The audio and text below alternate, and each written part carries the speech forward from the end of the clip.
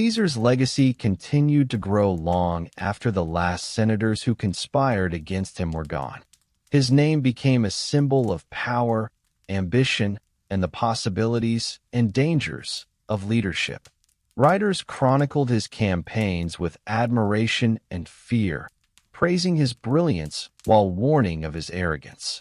The story of his life was told as an epic of human ambition, a tale where courage, intellect, and ruthlessness collided. In Rome, monuments, coins, and public works reminded citizens of his achievements. His reforms, though sometimes unpopular with the elite, had tangible effects. Veterans were settled, debts eased, and administration improved. The streets he walked, the forums he addressed, became sites of memory. Even those who had opposed him could not deny the magnitude of his impact. Future leaders studied Caesar's life carefully. Military generals dissected his campaigns for strategy and innovation. Politicians examined his alliances, his use of propaganda, and his skill at navigating public opinion. Philosophers debated the moral implications of his actions. Caesar became both a model and a warning. The right combination of ambition and skill could change the world, but miscalculation could be fatal. Ultimately, Caesar's story was not simply about conquest or politics. It was about the interaction between a single, determined individual and the vast, fragile system around him. His life demonstrated that even the most ancient institutions could bend, break, or be reshaped under the right pressures. His death, violent and shocking, marked both an end and a beginning, a transition from republic to empire, from old conventions to new realities, and from one human story to a legend that would endure for millennia. Caesar's influence extended far beyond the battlefield or the Senate. His reforms, military strategies, and political maneuvers became lessons for generations of leaders who followed. He showed that vision, ambition, and decisiveness could reshape the world, but also that such power carried immense personal risk. Every victory brought new enemies, and every act of mercy could be repaid with betrayal. Even in death, Caesar shaped Rome. Streets, temples, and laws carried traces of his decisions. The calendar he reformed, the colonies he founded, the debts he adjusted. All these measures outlived him, affecting daily life for centuries. His soldiers, loyal and experienced, became the backbone of future rulers' armies, spreading his methods far beyond Gaul and Italy. Yet Caesar's story remained a cautionary tale. Philosophers, poets, and historians debated his life endlessly. Was he a hero or a tyrant? A savior or a destroyer? The answer was never simple, and perhaps it never should be. Caesar embodied both extremes, teaching that greatness and danger often share the same face.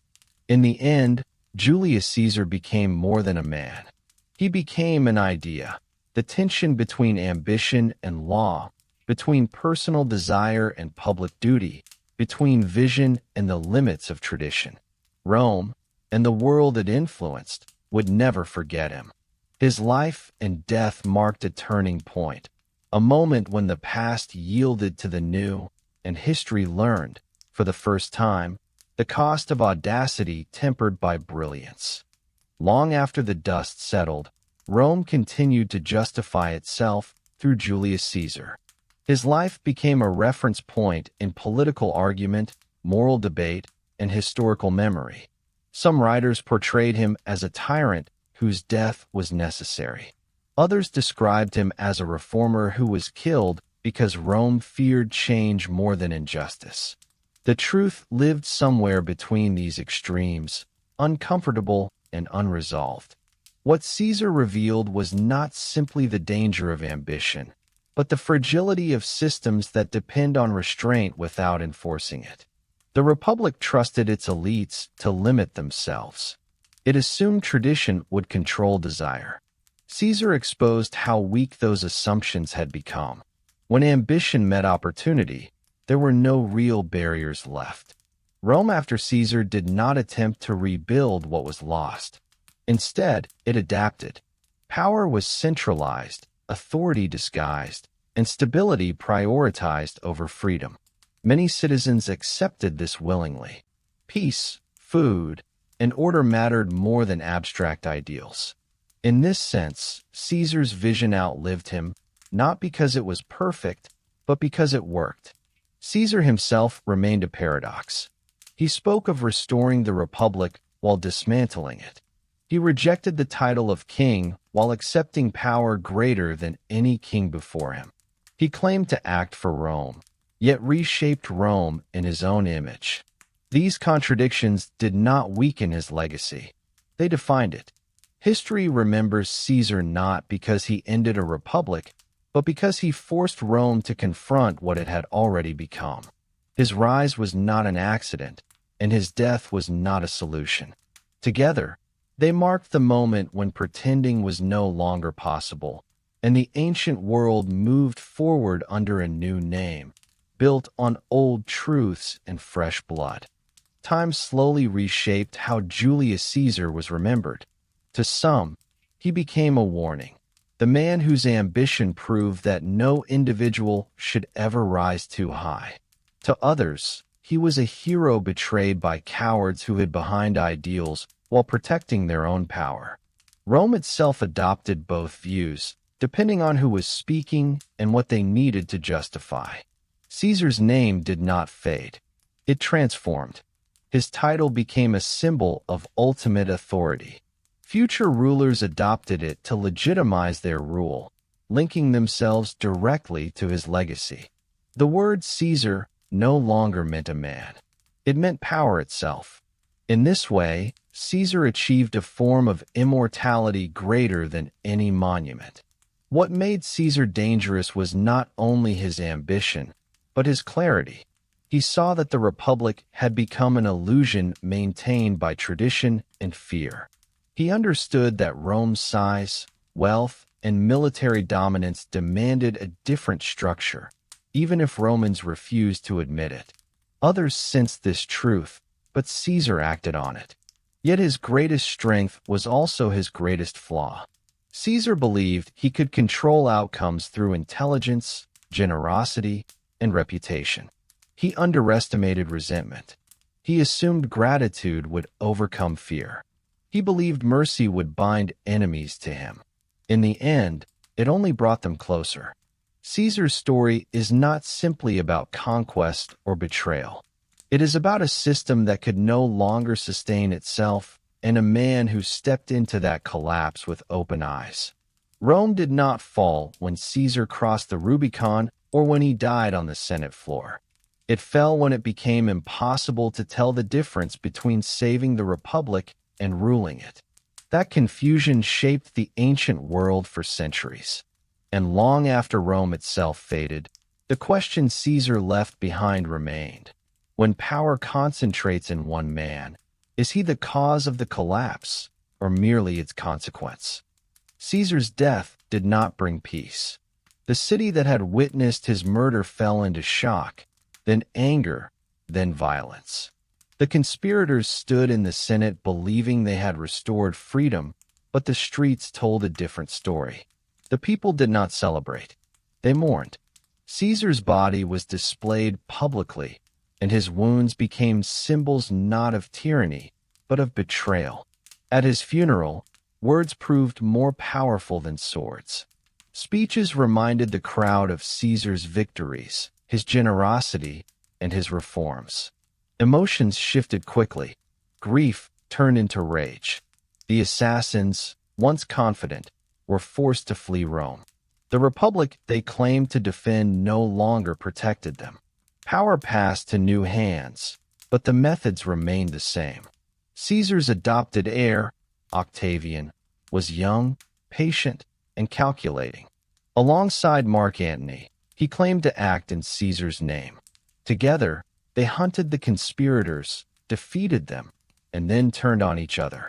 Rome entered another cycle of civil war, harsher and more final than the last. In time, Octavian emerged victorious. He did not call himself king. He did not destroy the Senate outright. Instead, he perfected what Caesar had begun. He ruled while pretending not to. The Republic survived in language, but not in reality. Rome became an empire. Julius Caesar did not live to see this transformation, but it followed directly from his life and death. Caesar emerged from the Civil War as the most powerful man Rome had ever seen. Pompey was defeated and later killed, and organized resistance collapsed. Caesar returned to Rome not as a king, but as a victor who claimed he had saved the Republic from chaos. He accepted extraordinary powers, yet avoided royal titles. Instead, he ruled through authority, reputation, and control of the army. He introduced reforms meant to stabilize Rome. Debts were reduced, colonies were founded for veterans, and the calendar itself was reorganized. For ordinary people, life became more predictable. For the elite, however, anxiety grew. Honors were granted to Caesar in rapid succession. Statues were raised. His image appeared on coins, and senators rose when he entered the chamber. What Caesar saw as recognition, others saw as warning signs. Among those closest to him were men who believed Rome was losing its freedom. Brutus, respected and idealistic, struggled between gratitude and fear.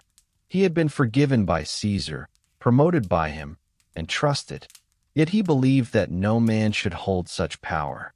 Together with other senators, he joined a conspiracy formed in the name of the Republic. On the Ides of March, Caesar entered the Senate unguarded. Surrounded by familiar faces, he was attacked without warning. He resisted briefly, then fell. His death was violent and public, meant to end tyranny. Instead, it ended illusion.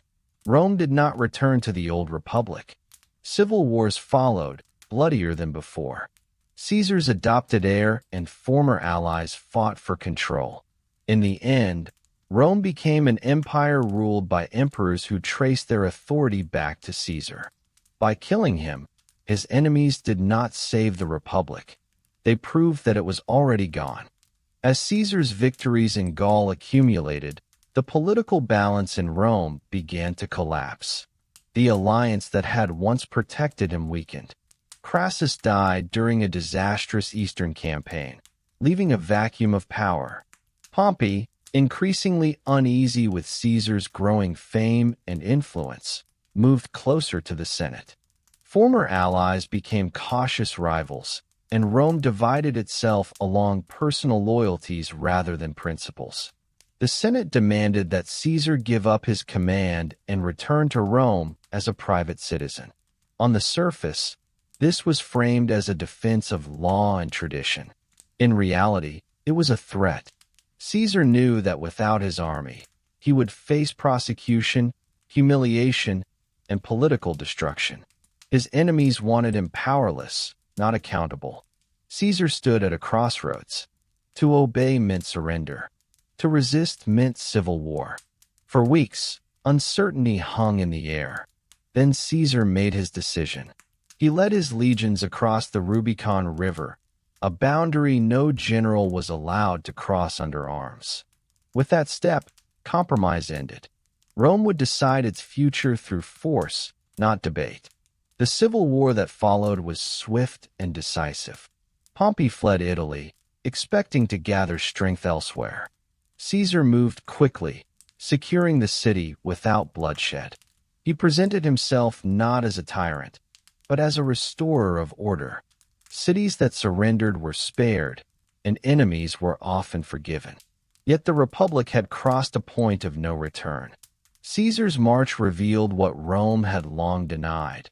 Its institutions could no longer contain the ambitions of powerful men. The struggle ahead would not be about saving the Republic, but about determining what would replace it. Julius Caesar's rise continued as Rome drifted further away from balance. The Senate still claimed authority, but real power was slipping into the hands of men who controlled armies, money, and public loyalty. Caesar understood this shift better than most. He did not waste time condemning the system. Instead, he learned how to move within it, quietly bending it to his advantage. To secure his position, Caesar formed alliances that shocked traditionalists. He aligned himself with Pompey, Rome's most famous general, and Crassus, its richest man. Together, they created an informal agreement to support one another's ambitions. This alliance was not written into law, but it reshaped Roman politics. Laws passed, elections were won, and opposition was silenced. The Republic still existed, but its decisions were increasingly decided behind closed doors. Through this alliance, Caesar gained the consulship and then a military command in Gaul. For many senators, this was a relief. Gaul was distant and dangerous, and they believed Caesar would either fail or fade from relevance. They were wrong. Gaul became the stage on which Caesar transformed himself. The campaigns were long and brutal. Caesar fought tribal coalitions, crushed revolts, and expanded Roman control through speed and discipline. Villages were destroyed to send messages, and mercy was offered only when it served strategy. Caesar demanded loyalty from his soldiers, but he also rewarded it. He shared danger, wealth, and glory. The legions followed him not just as a commander, but as a leader. While Caesar conquered Gaul, Rome watched from afar. His victories were reported, exaggerated, and celebrated. His writings portrayed him as a defender of Rome, not an aggressor. The people admired him. The Senate feared him. With every success, the distance between Caesar and the Republic grew smaller, and the path toward confrontation became clearer. Julius Caesar was born into a Rome that was quietly collapsing from within. The Republic still existed in name, but its spirit had weakened under the weight of ambition, corruption, and fear. Senators spoke proudly of tradition while secretly competing for power, wealth, and influence. Violence was no longer shocking. Armed gangs controlled streets, elections were manipulated, and loyalty to generals often mattered more than loyalty to the state. Caesar grew up observing this world carefully. His family name was ancient and respected, yet it brought little money. From an early age, he understood that reputation could replace wealth and boldness could replace safety. He learned how to speak with confidence, how to impress crowds, and how to make himself unforgettable. Rome rewarded visibility, not modesty. When Lucius Cornelius Sulla seized power and became dictator, Caesar's life nearly ended. Ordered to divorce his wife as a sign of submission, Caesar refused. This decision stripped him of status and forced him into exile. Only powerful relatives saved him from execution. The lesson stayed with him forever. Obedience did not guarantee survival, but defiance could create respect. While away from Rome, Caesar gained military experience and discipline. During a journey, pirates captured him and demanded ransom. Instead of begging, Caesar mocked them and promised to execute them once he was free. They laughed, but after his release, Caesar returned, captured them, and kept his promise. Authority, he believed, was not granted. It was taken. Back in Rome, Caesar plunged himself into debt to fund public games and spectacles. The people admired him, his name spread, and creditors hesitated to stop a rising star. While the Senate delayed and argued, Caesar moved forward. He did not yet control Rome, but he understood it. And in Rome, understanding power was always the first step toward claiming it. After Caesar's assassination, the world he had shaped continued to move in the direction he had set, whether anyone admitted it or not. Rome was no longer the same city that had existed when he was born. The Republic, already weakened, could not survive the vacuum his death created. Civil wars erupted, alliances shifted, and new leaders vied for power. using Caesar's methods and his name to legitimize their claims. Octavian, later known as Augustus, rose from this chaos with patience and cunning. He claimed to act in Caesar's memory and for the good of Rome. Using the loyalty of Caesar's veterans, careful political maneuvering, and public support, he consolidated power gradually. Unlike Caesar, he avoided overt displays of personal ambition at first, instead building an image of continuity and stability. In doing so, he ensured that Caesar's influence persisted long after his death. The transformation of Rome from republic to empire demonstrated the enduring impact of Caesar's life and choices. Laws, armies, and public opinion all shifted to accommodate a new reality.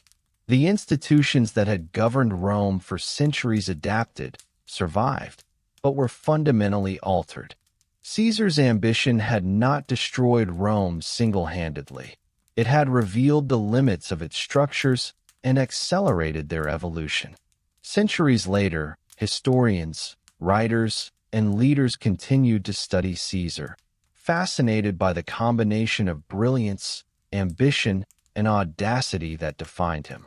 His story was not only about the man himself, but about the delicate balance between individual action and systemic stability. Julius Caesar, in life and death, became a symbol of the enduring tension between power, law, and legacy, a story that would echo through history long after the republic he served had faded into memory. As decades passed, Julius Caesar's influence extended beyond Rome itself. His campaigns had expanded the republic's territories, bringing distant lands under Roman control, and his methods of governance set precedents for administration, taxation, and military organization. Governors, generals, and politicians studied his decisions to understand not only how to conquer, but how to maintain control over conquered peoples. The structures he touched were enduring, long outlasting the man himself. Caesar's life also became a lens through which moral and philosophical debates were framed. Was he a tyrant or a necessary reformer? Did his ambition destroy the republic or merely expose its weaknesses? Scholars and writers grappled with these questions for centuries, illustrating that Caesar's impact was not merely historical.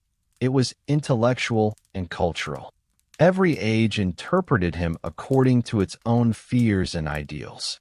In the streets of Rome, in the provinces, and in the minds of leaders across the empire, Caesar became more than a person. He became a standard by which power was measured, a symbol of both possibility and peril.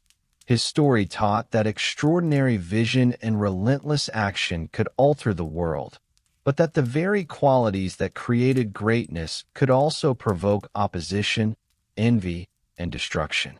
Julius Caesar's life, full of ambition, brilliance, and consequence, remained a guiding, cautionary, and inspiring tale for generations that followed. Rome, shaped by Caesar's victories and vision, became a city where the past and the present constantly collided. Streets and forums still echoed with the memory of his speeches, his triumphs, and the battles he commanded. Citizens remembered the man who had crossed the Rubicon, defied tradition, and changed the course of their world. His reforms, some practical, some symbolic, remained tangible evidence of his influence. The Senate, once confident in its authority, struggled to adapt. Senators learned that the old methods of persuasion, negotiation, and legal maneuvering were no longer enough. Caesar had demonstrated that charisma, popular support, and the loyalty of the army could outweigh centuries of institutional authority. Future politicians measured themselves against him, analyzing his successes and failures to understand the delicate interplay of power and perception. Even the enemies who had plotted his assassination found themselves living under the consequences of his legacy. Their victory was incomplete. They had removed Caesar, but not the conditions that had allowed him to rise. Rome's political structures remained fragile, and ambition continued to shape its destiny. In many ways, the conspirators had set the stage for the next generation of leaders to learn the same lessons Caesar had mastered: that vision, courage, and decisive action could remake a world, and that greatness always carried risk. Even centuries later, Julius Caesar's life continued to shape the imagination of those who studied leadership, strategy, and human ambition. His victories in Gaul, his audacious crossing of the Rubicon, and his careful cultivation of public image became case studies in power. Generals dissected his campaigns, statesmen analyzed his political alliances, and philosophers debated the morality of his choices. Caesar's life offered lessons in courage, cunning, and the delicate balance between authority and restraint. The city of Rome itself bore his mark. Monuments commemorated his achievements, coins displayed his likeness, and laws he had influenced continued to guide daily life. Citizens remembered him not merely as a conqueror, but as a figure who transformed their world. His reforms, though sometimes controversial, created a legacy of stability and order, even as they alarmed the traditional elite. In examining Caesar, later generations faced a central question: could one individual truly shape history, or was he merely the product of a society ready for change? His story suggested both. He exploited opportunities created by Rome's weaknesses, yet he also accelerated transformations that were inevitable.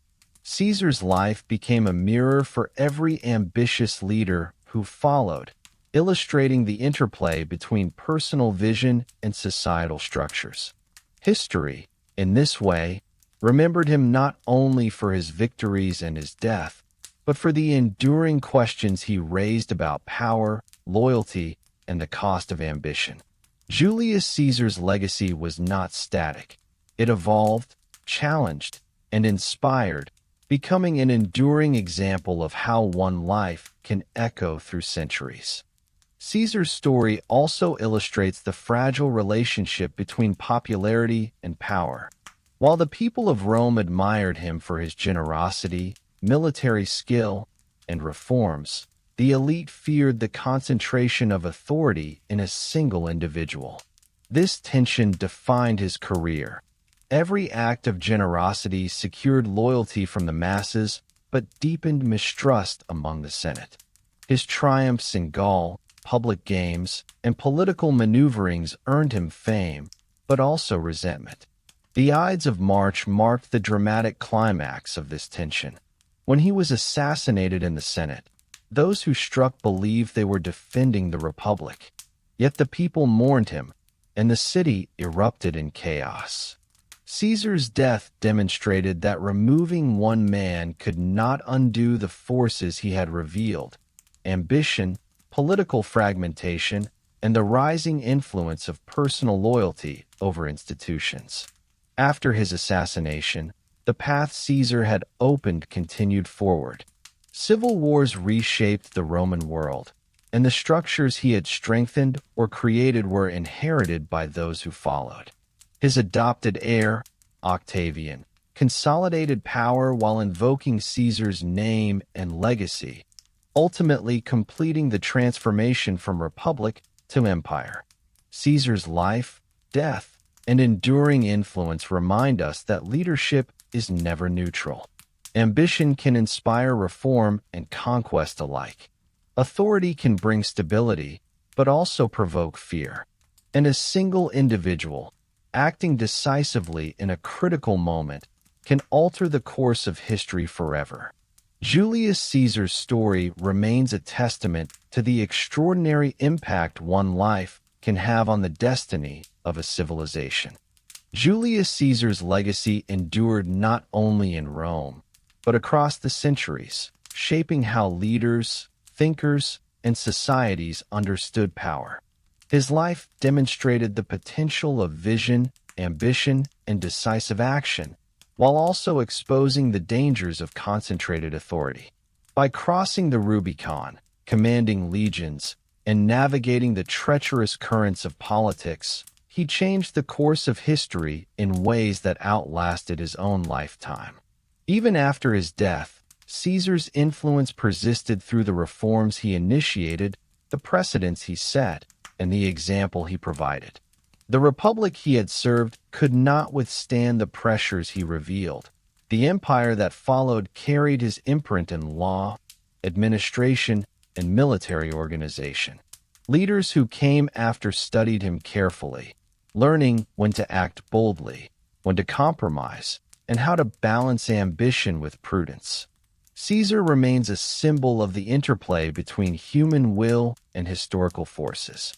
He showed that one person, armed with courage, intellect, and determination, can redirect the flow of events, for better or worse. Yet his life also warns that such power is never absolute, and that the forces of envy, fear, and circumstance will always challenge even the greatest individuals.